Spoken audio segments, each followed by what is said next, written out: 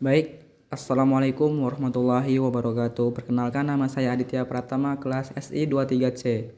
Mata kuliah Manajemen Bisnis Universitas Teknokrat Indonesia. Di sini saya ingin menjelaskan materi tentang tanggung jawab sosial perusahaan dan etika manajerial.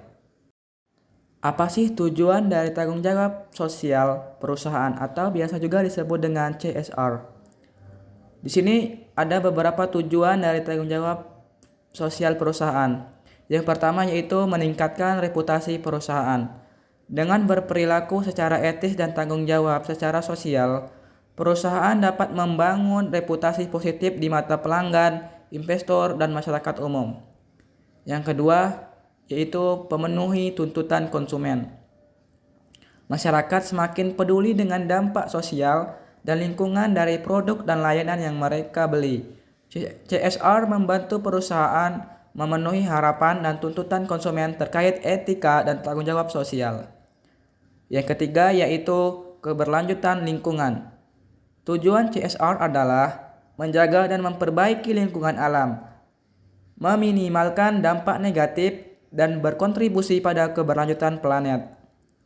Yang selanjutnya yang keempat yaitu kepuasan karyawan.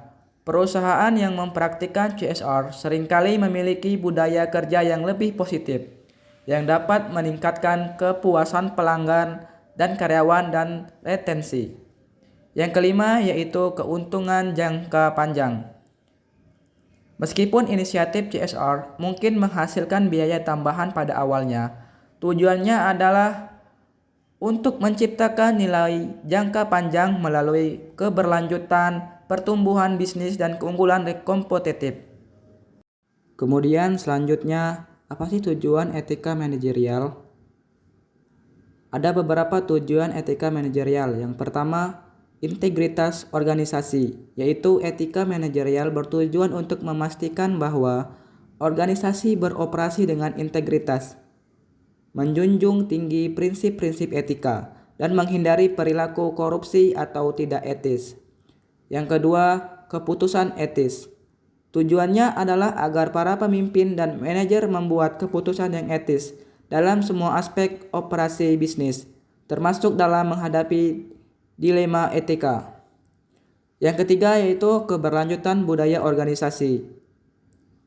Etika manajerial membantu membangun budaya organisasi yang didasarkan pada prinsip-prinsip etis yang mengaruhi perilaku seluruh anggota organisasi. Yang keempat yaitu kepuasan karyawan dan retensi. Manajer yang berperilaku etis dapat menciptakan lingkungan kerja yang lebih positif, yang pada akhirnya dapat meningkatkan kepuasan karyawan dan mempertahankan talenta yang berharga. Yang kelima yaitu kepatuhan hukum. Etika manajerial membantu memastikan bahwa organisasi mematuhi semua regulasi dan hukum yang berlaku. Tujuan dari CSR dan etika manajerial adalah untuk menciptakan bisnis yang berkelanjutan, dihormati, dan memiliki dampak positif pada masyarakat, lingkungan, dan pemangku kepentingan yang lebih luas. Ini membantu perusahaan untuk tetap relevan, berhasil, dan bertahan dalam jangka panjang. Ada beberapa macam-macam etika manajerial. Yang pertama yaitu kejujuran dan integritas. Yang kedua, perlindungan data. Yang ketiga, keputusan bisnis etis. Yang keempat, kepemimpinan berdasarkan nilai. Yang kelima, keadilan dalam pengelolaan sumber daya manusia. Yang keenam, pelaporan ketidakpatuhan. Apa sih yang dimaksud dengan kejujuran dan integritas? Yaitu memastikan bahwa manajer dan pemimpin berlaku jujur dalam semua tindakan dan komunikasi. Selanjutnya, apa sih itu perlindungan data? Perlindungan data yaitu memperlakukan data pribadi pelanggan dan karyawan dengan hati-hati dan menjaga kerahasiaannya.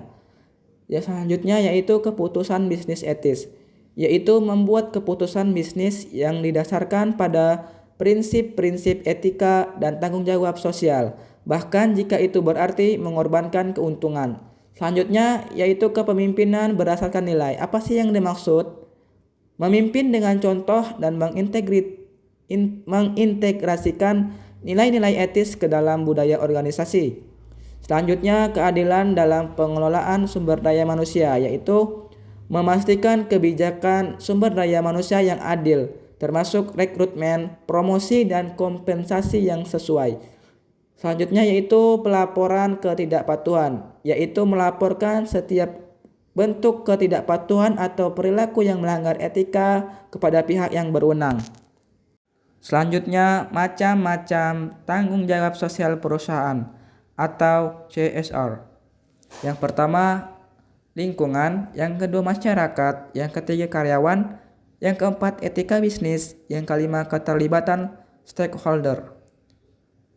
Beberapa tanggung jawab sosial perusahaan meliputi, yang pertama yaitu lingkungan, bertanggung jawab terhadap praktik ramah lingkungan seperti pengelolaan limbah, konservasi sumber daya, dan pembangunan energi terbarukan.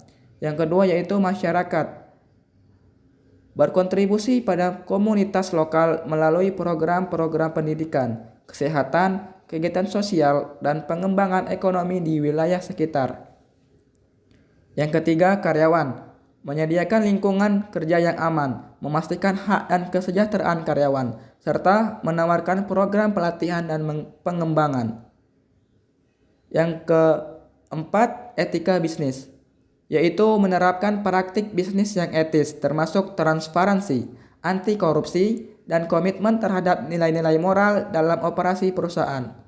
Yang kelima, yaitu keterlibatan stakeholder, yaitu berkomunikasi secara terbuka dengan stakeholder seperti pelanggan, pemasok, dan investor, serta memperhatikan masukan dan kebutuhan mereka.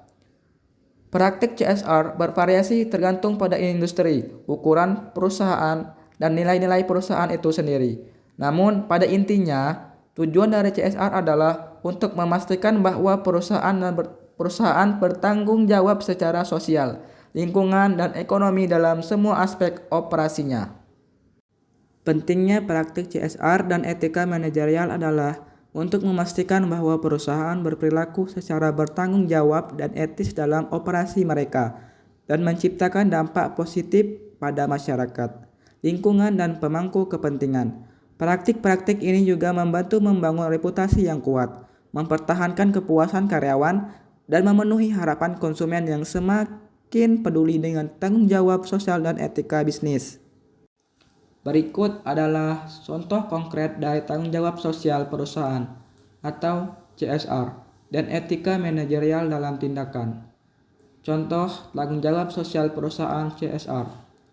Yang pertama itu program pendidikan. Sebuah perusahaan teknologi mendirikan program pelatihan dan pendidikan komputer gratis untuk komunitas miskin di wilayah setempat.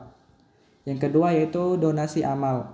Sebuah restoran terkenal menyumbangkan sebagian pendapatannya setiap bulan kepada lembaga amal yang berfokus pada pemberantasan kelaparan. Yang ketiga yaitu sustainability. Produsen pakaian mengambil langkah-langkah untuk mengurangi jejak karbon mereka dengan menggunakan energi terbarukan, mendaur ulang bahan, dan mengurangi pemborosan sumber daya. Yang keempat yaitu tenaga kerja adil. Sebuah perusahaan perjalanan mengamankan kontrak yang adil untuk pemandu wisata lokal di negara yang mereka kunjungi, memberikan upah yang layak dan kondisi kerja yang baik. Yang kelima yaitu program penanaman pohon. Sebuah perusahaan manufaktur berkomitmen untuk menanam pohon sebagai kompensasi atau penggunaan kayu dalam sebuah produksi mereka. Selanjutnya itu contoh etika manajerial. Yang pertama itu kejujuran dalam pelaporan keuangan.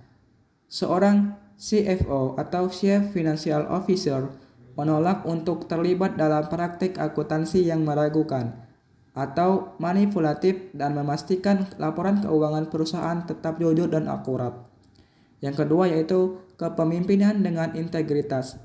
Seorang CEO, Chief Executive Officer, mengambil keputusan bisnis yang selalu berdasarkan integritas dan nilai-nilai etis, bahkan jika itu berarti menghadapi tekanan untuk mencari keuntungan singkat. Yang ketiga yaitu perlindungan data pribadi. Seorang manajer IT atau teknologi informasi memastikan perlindungan data pribadi pelanggan dengan sangat serius dan mematuhi peraturan privasi yang berlaku. Yang keempat yaitu keadilan dalam pengelolaan sumber daya manusia. Seorang direktur HR atau sumber daya manusia memastikan kebijakan perusahaan mendukung kesetaraan, non-diskriminasi, dan kondisi kerja yang adil bagi semua karyawan.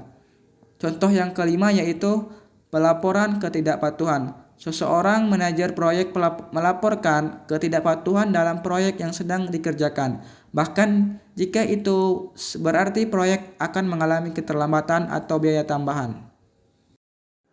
Contoh ini menunjukkan bagaimana perusahaan dan individu di dalam dapat mengintegrasikan CSR dan etika manajerial dalam praktik sehari-hari mereka untuk memberikan dampak positif pada masyarakat, lingkungan, dan pemangku kepentingan, sambil menjaga integritas dan kejujuran dalam tindakan mereka. Baik, cukup sekian materi yang dapat saya sampaikan. Jika ada salah, saya mohon maaf. Dan saya ucapkan terima kasih kepada penonton yang telah menyimak video saya, dan semoga video yang saya berikan bermanfaat. Dan jangan lupa untuk teman-teman, saya mohon like, comment, and subscribe, karena like, comment, and subscribe kalian bisa membantu saya. Saya ucapkan terima kasih. Saya akhiri, wassalamualaikum warahmatullahi wabarakatuh.